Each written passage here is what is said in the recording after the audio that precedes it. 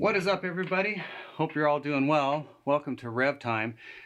Today is going to be a bit more of a topical video. We had reached out on Facebook asking the basic question, which is what would you guys as viewers of our channel like to see or hear covered on the channel? And one of the comments or questions was interesting to me, a guy named Marty Midgard. I hope I got that right. His question was basically, what's the difference between dialing tones for live playing as opposed to dialing tones for session recording or for studio recording? And I thought that's a good question. I can only answer that question within the parameters of my own experience as a guitar player. I've done session work and I've done touring with a major artist.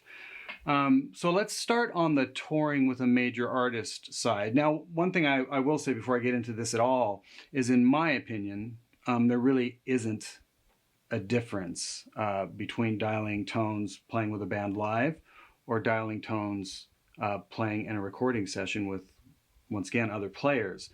I feel like you always have to listen first, and then, within the parameters of keeping your character tone, you have to be able to fit with what's happening around you, and that requires a lot of listening. It does require a little bit of compromise, but usually you can get it sorted out. So I'll start on the live end. So I toured with Carrie Underwood for 10, 11 years, long time. And that's a big band. At times there were actually 4 guitars happening at the same time. There's a lot of guitar players in that band. Now, some guys are utility, some guys played just electric. My thing was acoustic and electric. There was another utility guy that sometimes would play electric, but he was usually playing fiddle and banjo. The other guy that would sometimes play electric guitar was playing pedal steel and dobro. And then, we've got a B3 player. And he's playing piano, B3. He's got synths. We've got a very big dynamic vocalist, and all of which, we got a bass player that's amazing, the musical director, and he's got a really big, amazing tone. Drummer, killer pocket, big sounds. So the one song that I'll use as an example is a tune called Last Name. It was kind of one of Carrie's big hits, and it was a drop D in the key of F thing, and it was this kind of jam.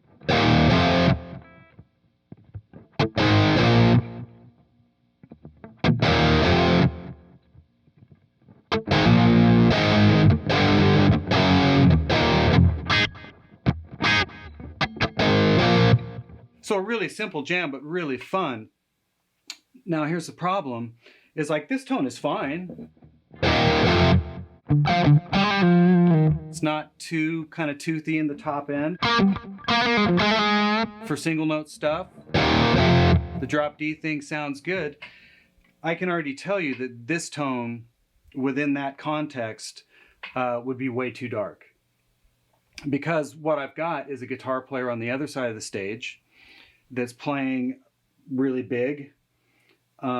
So I have to find, and we're both playing the same part, it's just doubled. So, I have to find my fit. We've got a huge bass line, but he's essentially playing the same part within, that particular riff. Got a B3 playing the same part within that riff. So I really have to find where I fit. It's like, yeah, it's fairly higher gain kind of rock tone, but I already know what I'm probably going to have to do, and I'm using a G20. I'm running it direct. I'm going to have to turn the treble up. I'm going to leave the mids where they are, but I'm going to have to turn the bass down.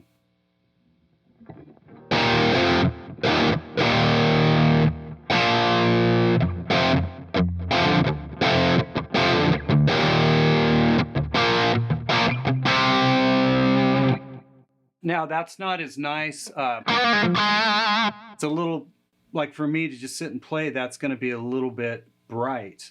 But when everybody kicks in, the way I listen is especially when it's in-ear monitors, is I allow the bass to do what the bass guitar is supposed to do and take up those sub lows that I'm trying to create when I'm playing by myself and just loving all those big lows. You know, I have to dial those out and let the bass player carry that. So by itself, this might be a little bright, but once I've got bass playing and the kick drum and the Hammond B3, my tone's going to sound great. I'm actually going to feel like all that low end is back. It's a little more difficult to maybe just sound check or get sounds in the ears by myself, but you have to learn that you're trying to fit within the context of a band, not just sitting and playing by yourself. So this is definitely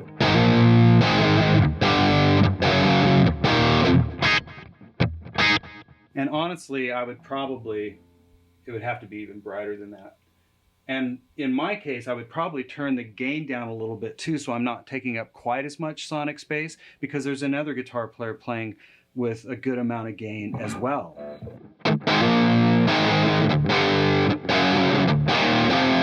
Now, you know, a spoiled guitar player like myself that has an amazing monitor mix guy and an incredible front of house guy, I could go ahead and just dial it, and a lot of guitar players do within those contexts. When you're really spoiled, you can dial your tone however you want, knowing it'll sound the way you want it to be in your ears, or at least you think it does, and we can get into that in a second. And then the front of house guy is going to shelf things out and make you fit and pan you, and you don't have to worry about it. And even the monitor mix guy for the artist might actually go ahead and EQ to this, in this case, to Carrie Underwood, a thinner guitar sound, so she can hear me or the other guitar player, whoever it may be, but it won't be taking up too much of her mix. You can do that, but if you're a spoiled guitar player like me, but I still didn't. And it's not because I'm some sort of saint. At the end of the day, I would rather have my source tone be as close to what it should be for front of house and monitors, that they don't have to do such radical tweaks to the tone to get it to sit proper. They're just going to be happier with you. When your name comes up in a conversation, it won't be, oh my God, I have to shelve so much out of his tone in the lows, and I got to crank a bunch of 3K and to get it so it's audible. You know, it's like, that's the difference, I think, between, you know, just getting that source tone to be correct, as opposed to, I need this to be perfect for me, and then front of house and monitor can deal with it. Now, the best reason to stick with the just make sure the source is correct is a lot of us don't have that luxury. When we're playing like a club, we don't have a killer monitor mix. We may not have monitors at all. And front of house, a dude's just going to put up the faders and go have a beer. So that's when, once again, you need to be thinking along the lines of, okay, who's in the band? What are the sounds? What are the registers we're playing in? And you have to dial appropriately to fit within those set parameters.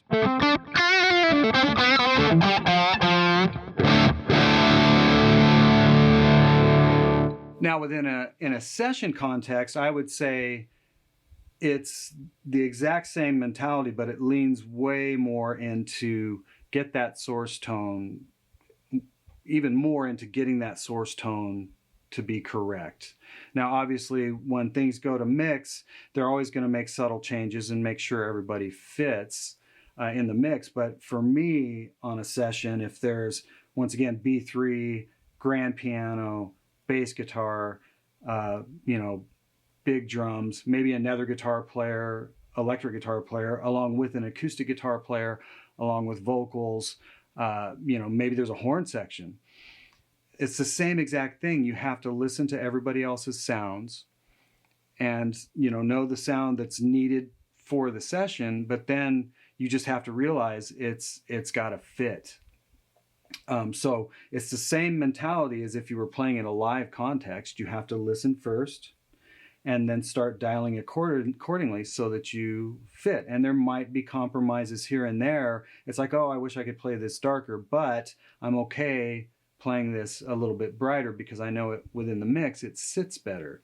And, you know, the more experienced you become as a guitar player, the better you are at playing through those little compromises and not letting them just completely wreck your day. So yeah, to me, they're really, really similar. So to summarize, it's like, yes, they're the same in my opinion. Live tones, dialing those tones, and session tones, dialing those in. I think it's the same deal.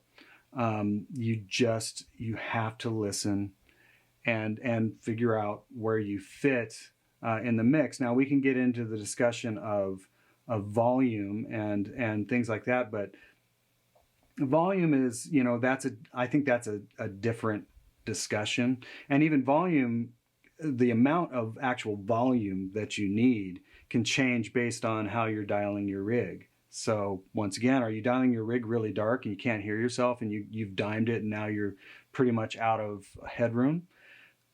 Could be an EQ issue, and it actually probably is. But I don't want to dive too much into that. I think it's really important to you got to listen to the other players on the team and be more of a, either a session man, band player, or, a live musician in a band. You got to be a team player. You got to listen. I thought that was a great question. And I really appreciated that question. And I hope, it gives you guys a little bit of insight, at least from one kind of pro player's perspective on dialing EQs and the difference between dialing in a tone for, say, a session atmosphere as opposed to a live atmosphere. It's basically the same. You just got to listen. All right, you guys, thanks so much, and we will see you next time.